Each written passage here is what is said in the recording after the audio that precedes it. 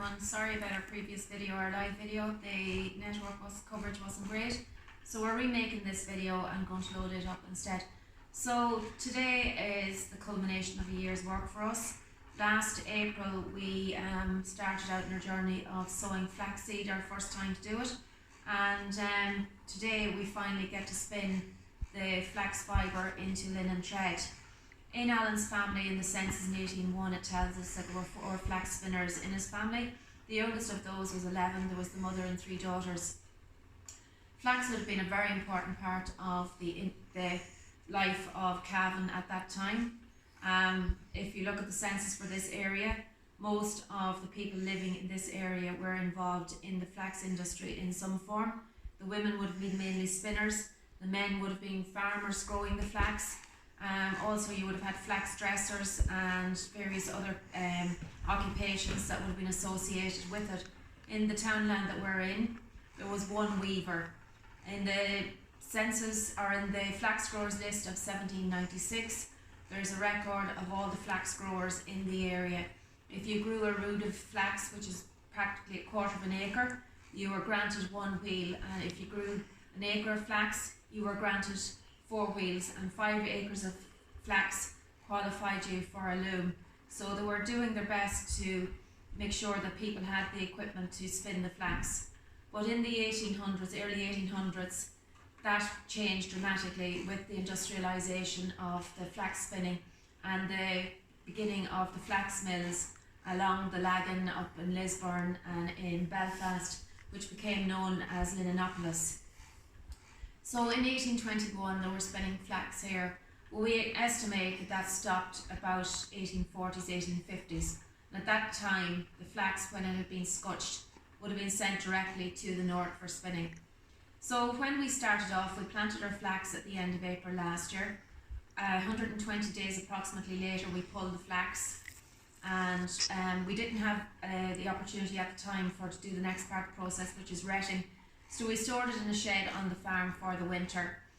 When the temperatures improved this year, which was earlier than we'd even hoped, we managed to put some of it to ret. We don't have a retting hole or a flax hole on the farm, so we used an old cast iron bath which we filled with water from the local river.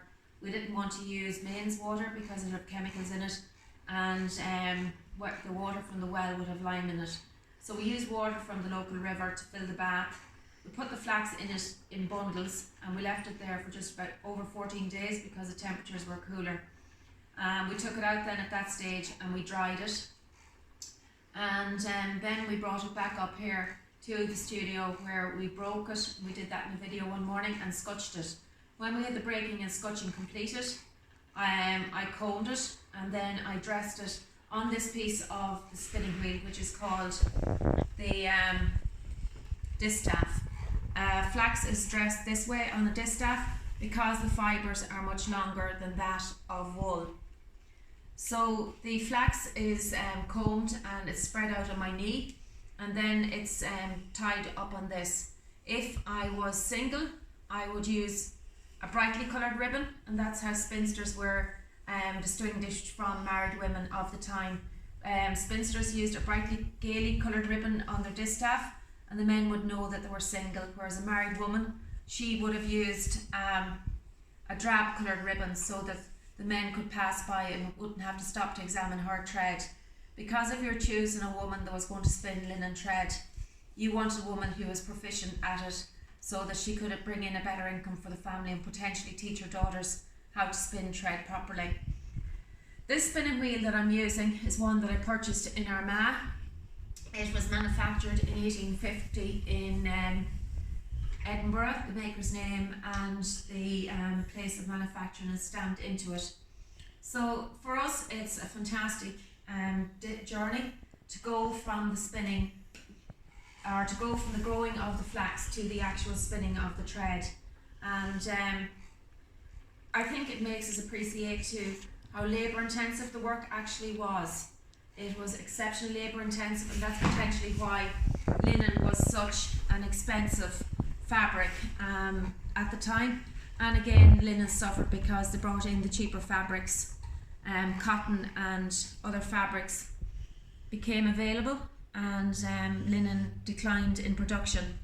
The production of linen increased slightly again in the area during World War I and World War II because there was a need for it.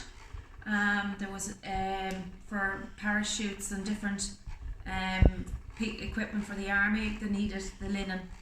So that's our story of where we have got with our linen or with our flax. So it's now what's spun is classed as linen thread. That can be woven into linen fabric, and if we were to go further with the process, we would have to bleach that, and that was traditionally done on a bleaching field where the fabric was left out in the sun and it was dampened, and the sunshine would bleach it back to an almost white colour.